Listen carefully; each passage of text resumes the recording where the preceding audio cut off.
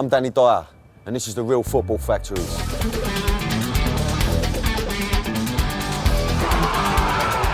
I played Tommy Johnson in the movie The Football Factories, which was all about football violence.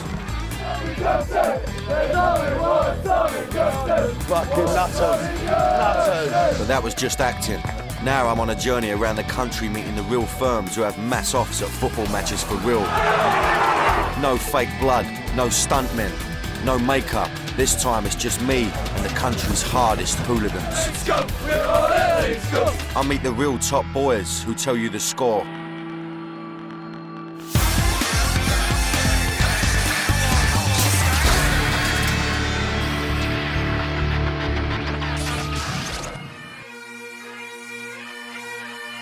This week on the Real Football Factories, I've come to a place that's both beautiful and brutal. This is a country whose football fans are generally believed to be peace-loving whiskey drinkers who wear kilts. But I can tell you, the real story is very different. This is a country which is home to one of the world's most vicious, brutal and murderous rivalries. This is a land that's been a battleground for some of the most feared and fashionable football hooligans in Britain. Welcome to Scotland.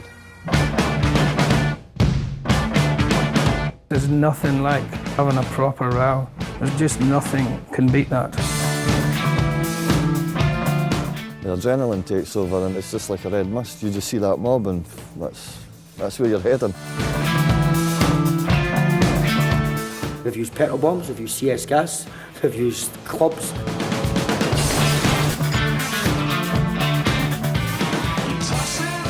I travelled up to Scotland to find out the story north of the border in the world of football violence. I'm going to be in Glasgow, home of Celtic and Rangers, known as the Old Firm, arguably world football's bitterest rivals. I'll also be in Aberdeen, where I'll meet Scotland's first football casuals. And then there's Edinburgh, home to the weapon-wielding hooligans of Hibs, who turned their city into a fortress.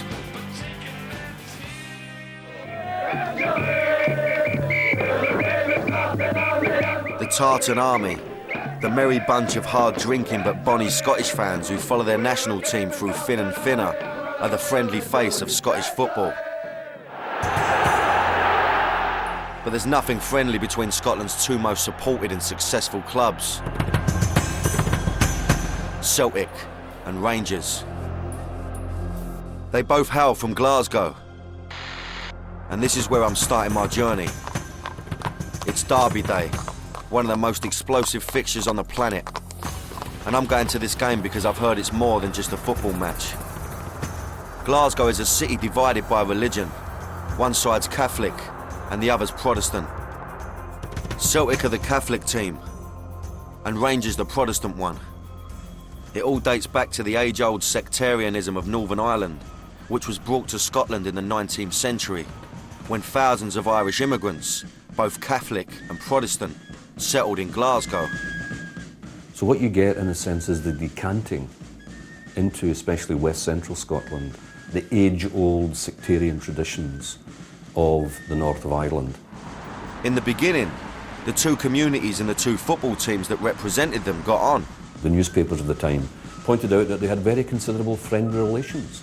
Rivalry was there, but the sectarian element only came in later. In the 1920s, a huge recession hit the city. During this time of hardship, the majority Protestant population turned on the Catholic minority, discriminating against them in all walks of life. And so Glasgow became a divided city. The troubles in Northern Ireland fanned the flames of Glasgow's problems from across the Irish Sea, and the sectarian hatred was distilled through the two football teams. Down the years, violence and the Old Firm have gone hand in hand.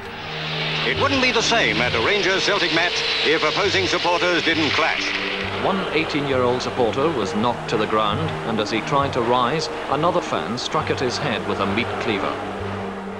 And if the trouble wasn't happening on the terraces, players would be more than happy to oblige. And an angry exchange there between McAvenny and Woods, and here's Sutherland now. But it was the 1980 Scottish Cup final that saw the worst violence in the fixture's history. A late winner gave Celtic the trophy, and hundreds of their fans invaded the pitch to celebrate. They were soon joined by hundreds of their Rangers counterparts, and Hampden Park became a battleground. This is possibly the worst incident I have seen in a football field in 25 years of world travels. Bottles of alcohol which fans were allowed to bring into the stadium became weapons as the drunken fans fought toe-to-toe, while the police struggled to regain order. Policemen foot trying to stop this horrific trouble. Whatever anyone tells you, the mood in general terms is one of hatred. People who, certainly for the duration of that match, support their team with a passion, but it's a passion which has got a negative connotation to it. This is Jim McTaggart, ex-member of Rangers mob, the Intercity firm. Jim is banned from Rangers for life and served time in a Dutch prison thanks to his overzealous commitment to the ICF cause.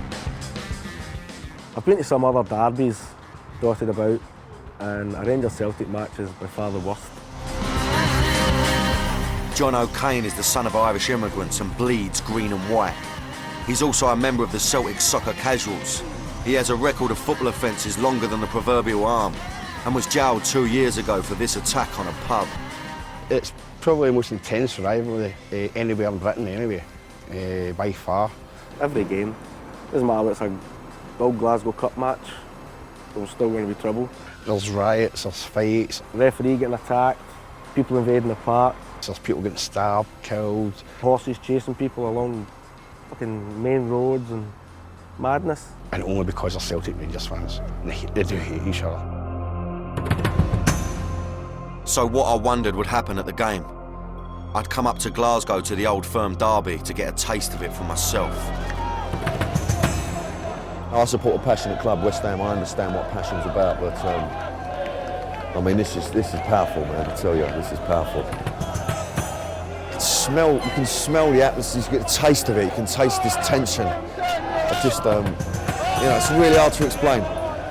These are two clubs that despise each other. They absolutely, I mean, it's political, it's deep, and it's like they're so close. It's unbelievable.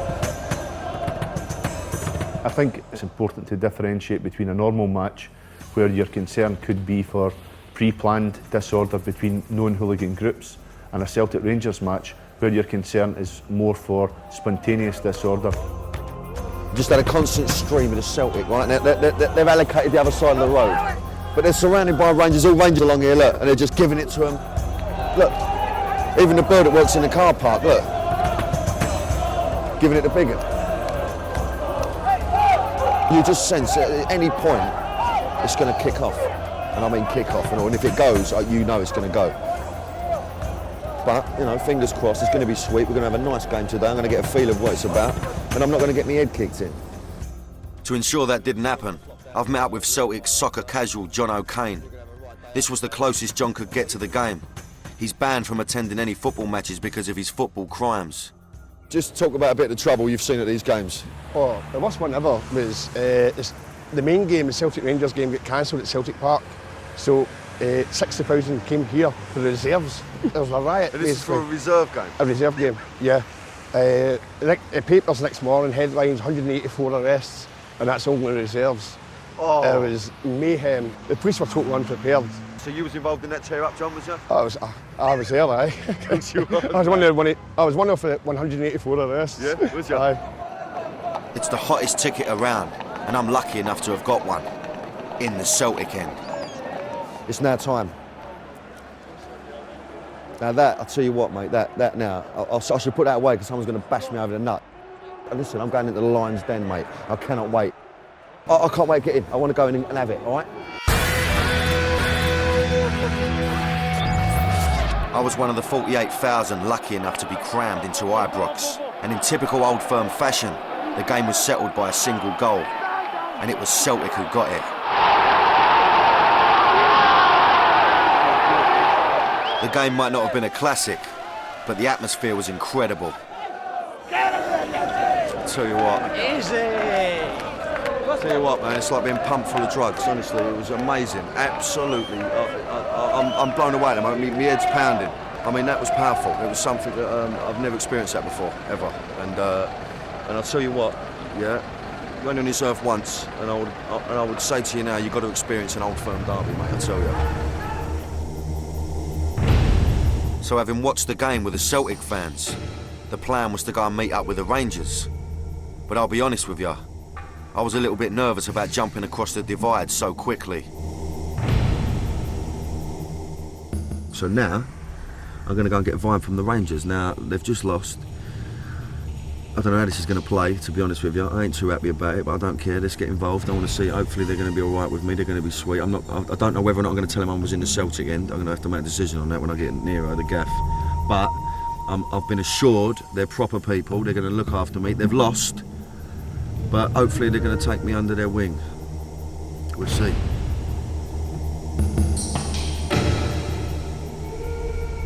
I was heading into Bridgeton, a tough and staunchly Protestant part of Glasgow. Here, everyone is a Rangers fan. Crossing the divide on Derby Day is not something you do lightly, but I was going to meet Jim McTaggart and the Rangers boys in one of the most hardcore Rangers boozers. I wasn't sure how they'd react to me. Less than an hour ago, I was in the Celtic end at their ground. Now I was coming to their manor and I hold my hands up. I've heard of better ideas. Fortunately, they recognised me from my film work. I was given a warm welcome, a pint of the local brew, and I was soon back to my usual self. Listen, thanks for talking to me, Jim. I appreciate it, mate. I've been wrapped around the Celtic today, yeah, and I want to get both sides of the argument, yeah. You know, it's just been a mad experience for me. I'm a West Ham fan, but you know, this is like on a large scale. This, like, you know what I'm saying? It's mainly religion. That's why if you take that away, obviously, if you take that away, it's Rangers Celtics. Exactly. You know? It's just another old derby, isn't it? And so, I mean, how does it work? I mean, you know, running with a firm and all that. And what is it? What's the buzz of it? I mean, why do you do it? The feeling you get, it's just adrenaline, really. It's just being with your mates, and you're up against other people, like-minded people. They're there for a dash, and that's that. So what do you reckon's going to happen later? Do you think it's going to, you know, because at the moment it seems quite calm, you know what I mean? You're all segregated. Down here because obviously this is the Rangers area and they've been beating their biggest rivals, you know, it'll be quiet, but there'll be guaranteed there'll be trouble later. Yeah, there will be. Guaranteed, everywhere. As far as trouble was concerned, before, during and straight after the match, the police, as usual, had it under control. But with the game finished at 2:30 in the afternoon, there was a long day ahead. The fans will dissipate and they'll head towards city centres and town centres in smaller areas across West Central Scotland and further afield, and keeping them apart in pubs, clubs and whatever thereafter becomes more difficult. On the day we filmed in Glasgow, there were 16 cases of serious assault and 1 attempted murder. And that's quiet by Old Firm standards. In years gone by, when Celtic and Rangers fans left their own private war in Glasgow behind and followed their teams away, the invasion of other smaller cities in Scotland really got the goat of opposition fans. There was thousands of them. I mean, they used to come into a ground holding 25,000. They'd maybe bring 20,000. You know, we had 5,000 in the stadium. And when you think that 20,000 people are coming in early in the morning, they're usually boozed up. So they're taking over the pubs, they're taking over the carry-out shops, they're taking over the parks. From early in the morning to late at night, Celtic and Rangers would just dominate your town. For almost a century, Celtic and Rangers ruled the roost both on and off the pitch. But Scottish football and the violence that came with it was about to be transformed.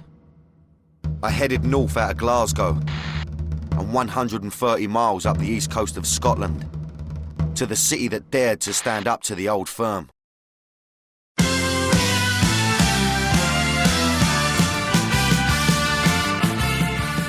In the 1980s, Aberdeen, more famous for farming than football, broke the Old Firm's dominance. They became kings of Scottish football, guided by the now legendary Sir Alex Ferguson.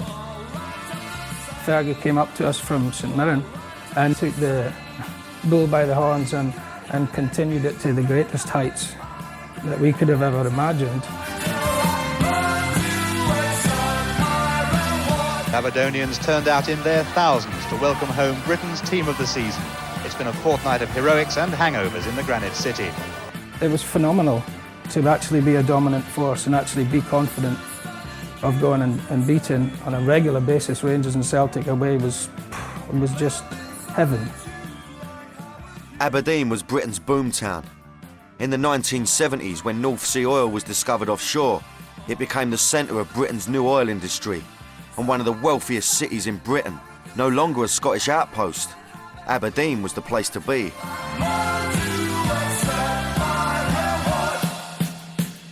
And her vibrant, exciting and confident football team reflected the mood of the city. People were talking about Aberdeen on the park, and we wanted them to talk about Aberdeen off the park as well. And talk about them off it they would. As the team gained a reputation for great football, a section of their fans became famous for less glorious reasons.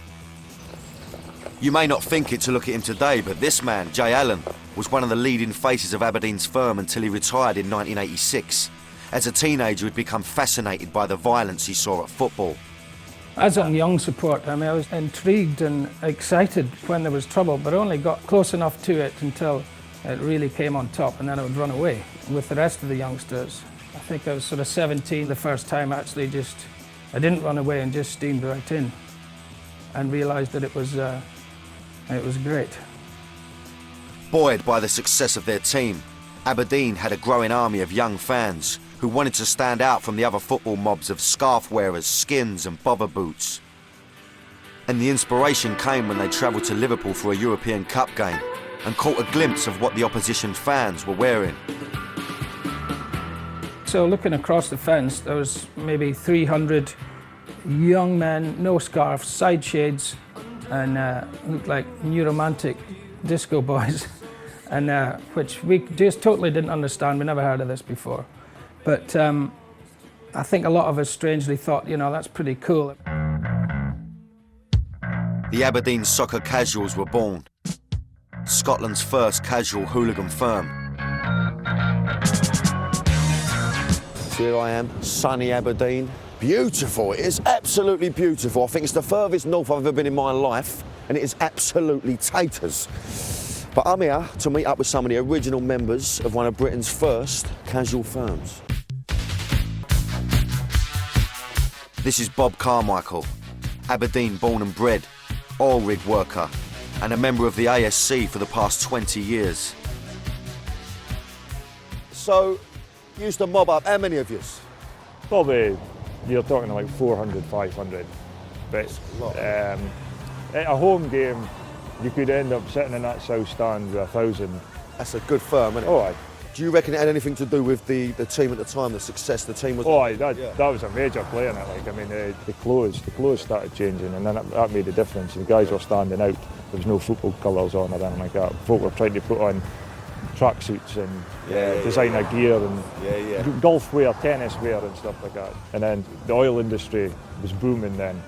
So people had money, and the kids had money from the parents who were working offshore and that. So everybody had the gear. And so that's why everyone could run about. And it wasn't snide, none of the gear, was it? Obviously in the 80s. So it was all proper gear. But the thing is, we were the only ones that were doing it. We were going. Other teams were coming to this ground, and they were still dressed as skinheads. They were still dressed as punks, and people were like, who's that crowd there? Okay. So it's always nice to have a tear up with a nice bit of clobber on. You know what I mean? It was the 1980s, and football violence in England and Aberdeen came wearing a designer label, but the rest of Scotland was lagging behind. At other clubs such as Motherwell, the hooligan element was still into the traditional skinhead bother boy look. Ex-Motherwell mob member Matt Johnson was one of them, and he didn't think the casuals looked up to much. We're all big tough skinheads, We looked at these guys with big wedge haircuts and tight jeans, big white trainers, and we just says to ourselves, who are these puffs? We expected they would run, the puffs were going to run. No, they fought back and they done well. So that was our first experience of the casuals. Not only could they fight, they could get away with it. Casual was a camouflage. You basically couldn't move in Motherwell for police if you were a skinhead. They would stop you for no reason, search you for no reason. That was about the time when everybody started saying to themselves, wait a minute, these guys are getting away with murder solely because of the way they dress. And so Motherwell decided to go casual too. They were the first, after us, to turn trendy and actually arrive in Aberdeen Station dressed. So, you know, that was quite exciting for us. We finally had another mob that were dressers and like-minded. Soon everyone was doing it. All the club firms decided to dress up for the ruck. You just couldn't believe how quickly things evolved and how many people actually jumped on the bandwagon kind of thing. And almost overnight, it became like an obsession. All the boys in Scotland wanted to get hold of the top designer gear, the best labels, the latest designs. So in order for them to look top dog north of the border, they had to go down south to London, where the streets ain't quite paved with gold, but the shops are filled with treasure.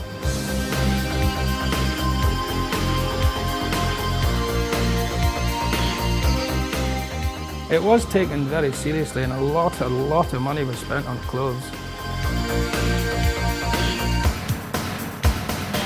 For working class guys to shell out maybe about half their wages on a tracksuit top was unbelievable. And it just went beyond all proportion. A lot of the boys used to write letters into the face, slagging off the other teams for not being up to speed with the fashion. Scotland was now a casual battleground, and the police were caught cold by the new design of violence. It did catch us unawares at the time. Quarter of a century ago, we did not have the sophistication in terms of intelligence, which we do now. I think now we're better placed to combat these type of organised hooligan groups than we were in the 1980s. It took them years to get in control of it. That's why the early days, the early years were so much fun, because they didn't have a clue what we were all about.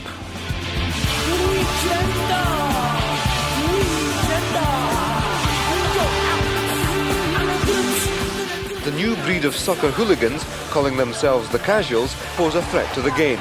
The media had a story. The Casuals had inherited the mantle of the mods and rockers of the 60s and the skinheads of the 70s. The Scottish newspapers went casual crazy. In 1985, Andy Colvin was a young journalist at the Sunday Post newspaper in Scotland. The newspaper wanted the casual exclusive, and so he was told he was going undercover. I travelled up to Aberdeen on the train, got in there, got their trust, and my cover story going up to Aberdeen with a Glaswegian accent was that I worked on the oil rigs and I was back home, but I was up for a fight if there was a fight on the go. And the only stipulation they made was, when the fight starts, you cannot turn and run, otherwise we will turn on you. Nobody understood how well structured casuals were. Football hooligans up to then had been people running wild after a game, fueled by drink, and they didn't care who got caught in the middle or anything else. The casuals picked their targets carefully. It was other casuals, it was people they'd arranged to fight. It was all about dominating the town that they'd gone into.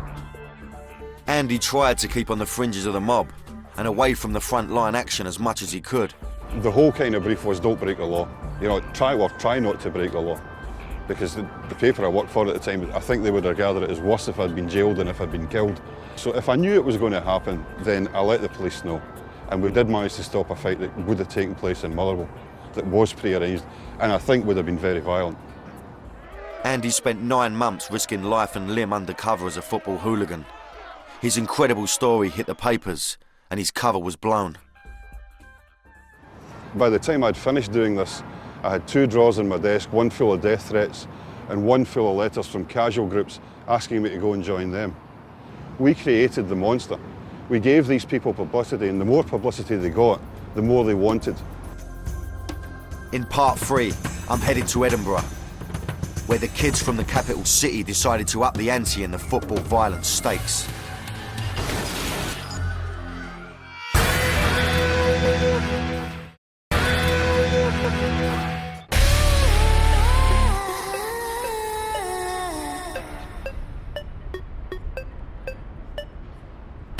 I'd been in Scotland for 4 days, and I'd heard some incredible stories from Glasgow and Aberdeen. But what about Edinburgh?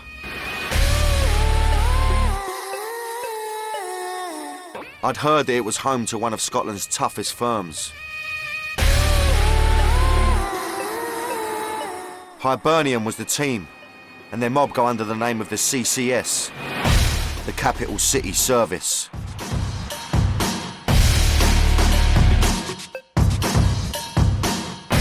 The Hibs crew started life when gangs from different parts of the city came together under the one banner.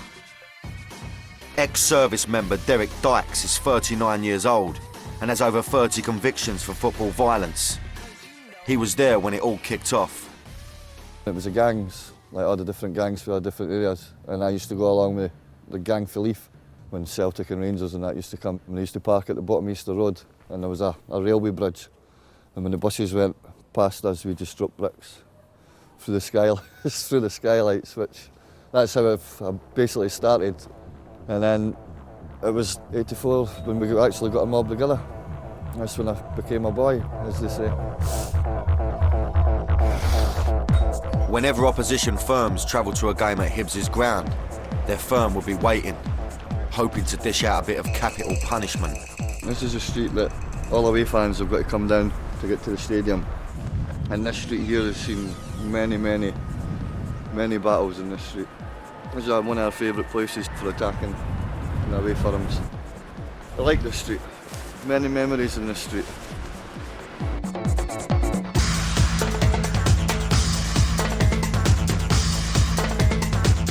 We would be basically holed up in that pub there, and if anybody ever came, this would be a perfect place for us to attack them from. And it'd be funny because when people used to come to Easter Road, they'd say 1 minute there was none of them, and then the next minute there was hundreds of them. They were like rats coming out the sewer.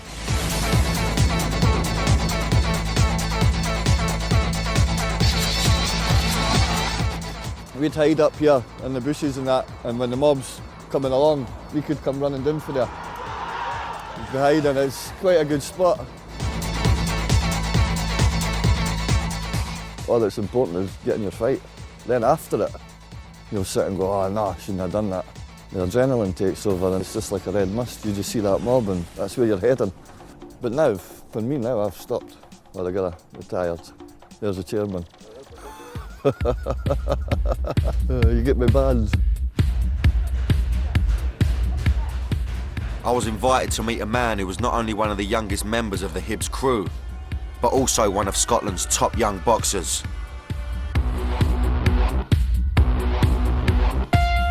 The Holyrood Gym is run by Bradley Welsh. Back in the mid-80s, he was running the young Hibs firm, known as the Baby Crew. Be like a Russian peasant in a French patisserie. I don't know what to expect from this geezer, honestly. He's obviously got something about him, hasn't he? Sounds like the sort of person you'd want beside you if it all got a bit on top. See, he goes around twice. He goes around twice, that is. That's a naughty dig. I must have been this size. Yeah, I was a skinny little kid, but I was a very good boxer, mate. At 14, I had won Scottish titles, Eastern Districts, boxed for Scotland and internationals. I was a very good boxer. The violence wasn't appealing to me. I was just good at it. He was running the young Hibs firm at the tender age of 14. Most firms had a younger section, and Hibs' Baby Crew were the most notorious. I was one of the founding members of what you'd be known as the Hibs Baby Crew. Because we were the age of 13, 14, 15, we were obviously younger than the older Hibs were, which was the Capital City Service. So because it's been younger, it was like our older brothers and stuff. We didn't want to mess about with them so we formed a little mob. I mean, the oldest member was what, 15? 15, all school kids basically. We were all school kids when we used to go. And this really? we started in about 1983, on to 84, 85, and then by 16, 17, the sort of mobs amalgamated and came as one. But all just right game kids, you know what I mean? Of course it was, because we were full on it, 24/7, every day. Do you know what I mean? It was our thing. Noticed that football, the Hibs Blacklist Baby Crew had, mate, at one time, I had like 200 young kids. I was 14. And I had been arrested up in Dundee, arrested at Ibrox. I'd been like 7 arrests. I was only 14 for violence at football. It doesn't take a genius to imagine what the Hibs mob were like. Tough, angry boys like Bradley who wanted to be the best firm in Scotland.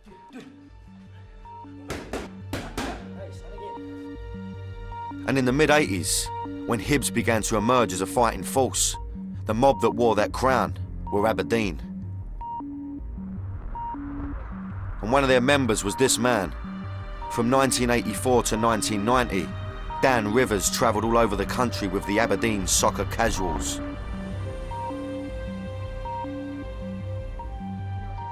When I was young, I had no cares then, you know. I mean, I lived for the weekend, the caper, the crack. I mean, I was casual 7 days a week. You know, we walked, talked casual, dressed casual. It was just a way of life. Looking back, you know, it was a dangerous game we were playing every weekend. Hospitalised, stabbed, beaten and almost kicked to death, Dan turned his back on casual life. But today he's back, reliving the journey into Edinburgh to face Hibs. They were the only people who really could come up against us to try and take the crown of Scotland's #1. It was our crown. But it's always a good battle. As the train ran full of Aberdeen got closer, the Hibs firm who were waiting for him would make sure everyone was up for the battle. Basically, you only wanted the best to be there, or the ones you can trust. They didn't like the look of somebody, or if you knew somebody wasn't brave enough, you wouldn't come with us. You would be told you're not coming with us, and you'd be sent on your way. It was the same story back on the train. You know, I've seen what's happened to boys that ran away or backed away. It just wasn't worth your life doing it. You were there to do a job, and that's what we did. I don't know what it would be like sitting waiting with a bunch of soldiers to go over the top, but you would imagine there would be nerves there. The casuals were almost like that wherever they went. They were waiting to go over the top. They knew there was a fight waiting for them when they got there, and yet complete calm. Just a kind of, it was a sense of purpose, a frightening sense of purpose to know that you're going in to both practice violence and have violence practiced against you. But even the most hardened boys would have a last-minute case of nerves. I mean, you'd get the butterflies and that would start, because you still didn't know what was waiting for you, what was happening, who was there, how many. There would be an element of fear, but that fear will drive you on. You've got to take that fear with you and use it to your advantage. Once the train had pulled into Edinburgh station, the two mobs headed into battle.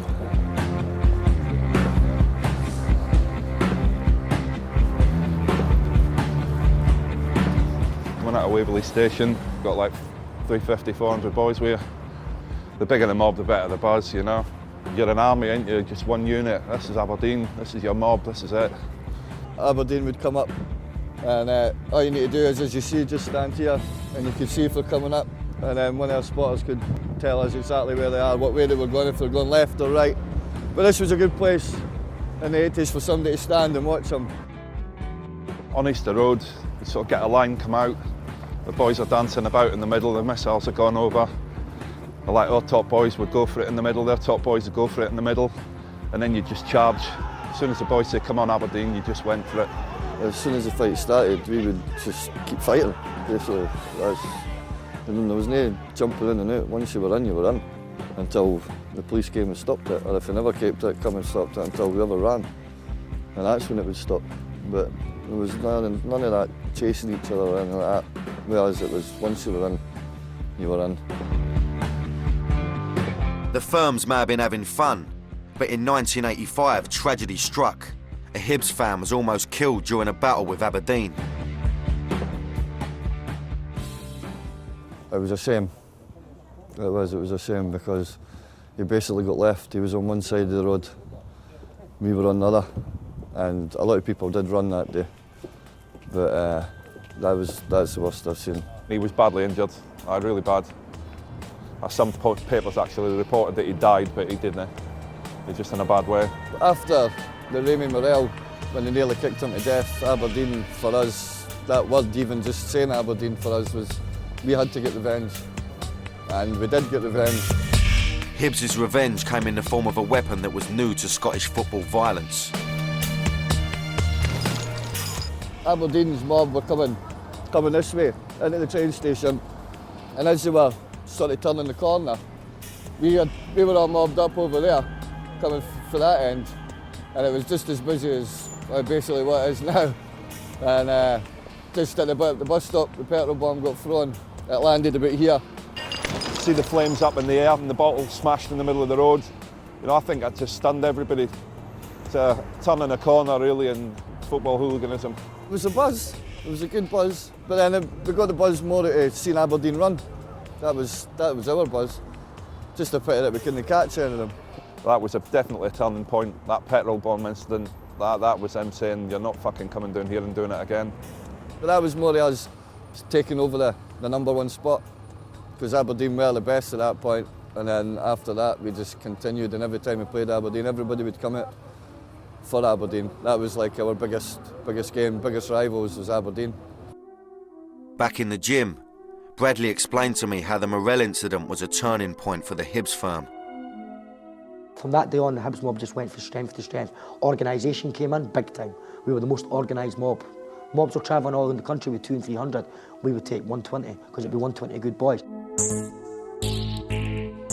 What we would do is we would travel to their place first, before they could even got on a bus at 10 o'clock in the morning and come through. We would be 120 strong, through sitting in a pub in Motherwell or in Dundee or Aberdeen. We used to go up to Aberdeen at like 6:30 in the morning. I was going to ask you about, are Hibs, are they famous for carrying weapons, or? Has there been instances that the Hibs mob have came up and have used weapons? Yes. They've used petrol bombs, they've used CS gas, they've used clubs, they've used knives, and that was primarily just against Aberdeen. Mate, it's hard to explain, but football violence back then was the part of camaraderie, and you know, that's why we were called the family. We were a strong unit. It was great, mate. We were the kiddies. So before I left, there was just time for a quick training session, just in case anyone wanted to get a little bit leery with me on me travels. Fucking get up there.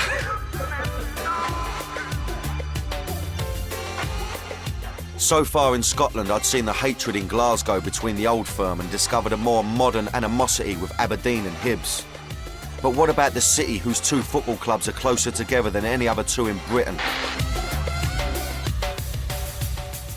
I was going to Dundee, because what on earth happens when two rivals are literally on each other's doorsteps?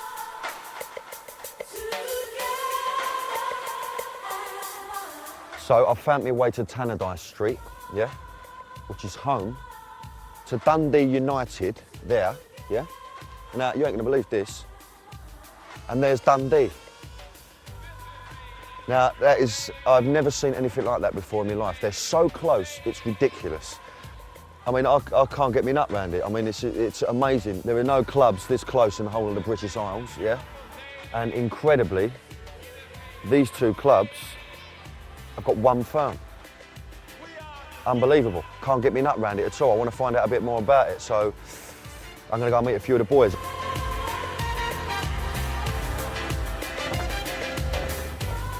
The Dundee Utility Crew are one of the most active firms in Scotland. So I just want you to explain to me how the Dundee Utility Crew come about. Because Dundee's such a small place, I mean, it's the fourth largest city in Scotland, but it's not very big really. Yeah. We decided that all the main boys from United and Dundee, because we were all mates, would drink together on a Saturday night, would go away to whatever game, and then it just went from there. So one week it'd be away with Dundee, the next week away with United, away with Dundee, away with United. What about when you play each other? How does that work? There's no violence or hatred towards your mates, but you hate the team, and so you just stay in your pubs, go to the game, and then hopefully your team wins. After a game, if United have been beaten, which has happened a couple of times, it's a nightmare. So it's friendly banter. It never ever comes to blows. It's just like we're all friends. We're all friends. Everyone was our friends. 5 members of the Dundee Utility were jailed for a total of 8 years after they were involved in disturbances before the Scottish Cup final against Celtic in Glasgow. That organised hooligan group engaged in a substantial serious disorder away from the stadium, about a mile from the National Stadium at Hampden, and a significant number were arrested and substantial jail sentences were handed out to these people. With the aid of CCTV, the police have managed to get the upper hand in the battle with football hooligans. They're totally on top of us. You cannot get a fight nowadays. No. You know what I mean? You'd have to be way organised, way up the top of some fucking hill, way up the top of Scotland to get a fight. Increased intelligence means the police know all about what everyone's up to in Scotland, as I was about to find out for myself. That evening I was planning on meeting some of the other utility crew and go to a game with them, but the police had other plans for me. My stay in Dundee was about to come to a premature end.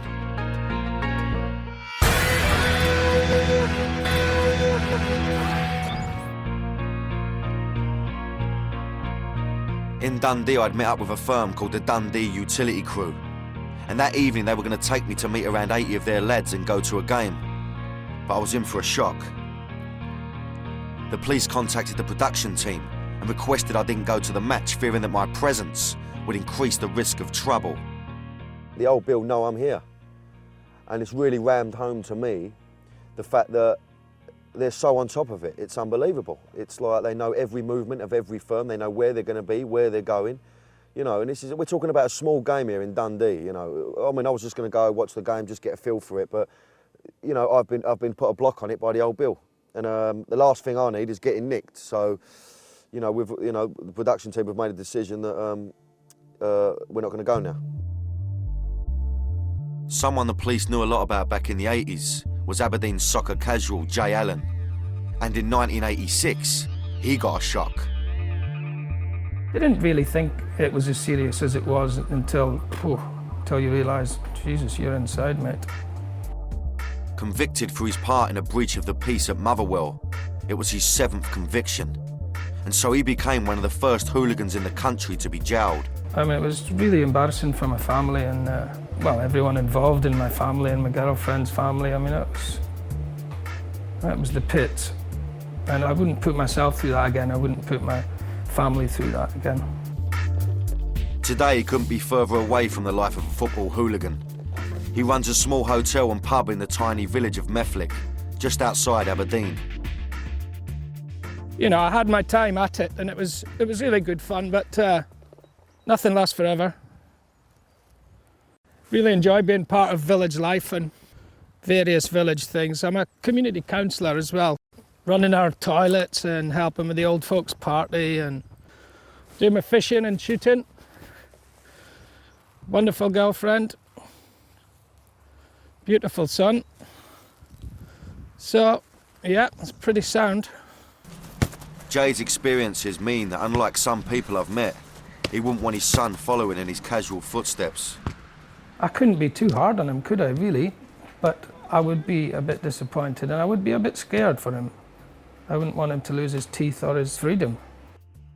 But for John O'Kane, walking away from a life of football violence is not so simple. Despite having recently got out of prison for football violence, he knows that he can never say never. So you officially retired now, John? Don't need to answer that. Yeah, you can say to yourself, yeah, that's me, I'm not going, I'm not getting involved. But it's a drug, it's an alcoholic. You can't say you're a non-drinker. Alcoholics are never non-drinkers. They're always alcoholics, regardless of when the last drink was. Football hooligans, regardless of when the last time they were involved, will always be football hooligans.